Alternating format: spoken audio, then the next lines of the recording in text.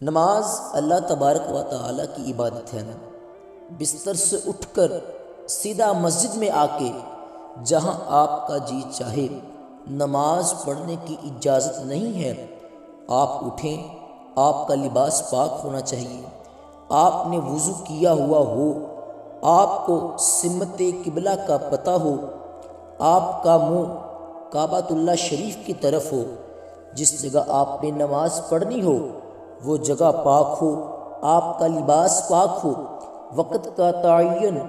ہو، نماز کے آداب آپ کو آتے ہوں، آپ بیت اللہ شریف کی طرف رخ کریں گے، کانوں تک ہاتھ اٹھائیں گے، آپ ان ہاتھوں کو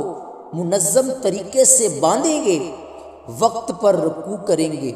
رکوع میں کمر سیدھی ہونی چاہیے، آپ رکوع سے اٹھیں گے تو ایسے نہیں کہ اللہ قبول کر لے گا، جب تک آپ کی کمر پوری طرح ٹھیک نہیں ہوتی رکوع سے اٹھتے وقت آپ کی نماز مکمل نہیں ہوتی۔ آپ سجدے میں جائیں گے تو پیشانی جمنی چاہیے، ناک چمٹنی چاہیے، آپ کے پاؤں کی انگلیاں زمین پر لگنی چاہیے۔ آپ جب تک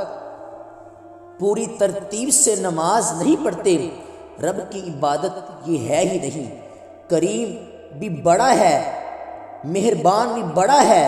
غفور بھی بڑا ہے، لیکن اگر مرتبے طریقے سے نہ پڑھو تو وہ نماز قبول نہیں ہوتی۔